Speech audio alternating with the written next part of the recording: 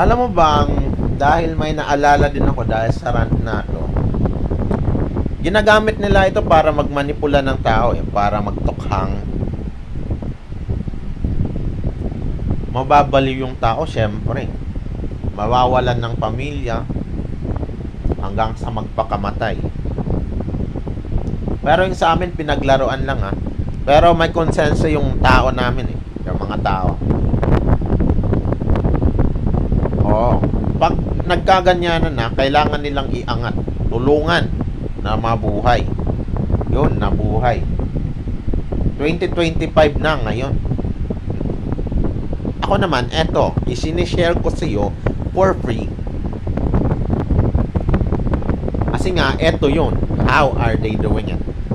But one day, magdusa ka. 5 years to 10 years from now. Sana naman, bilisan ninyo mga technology.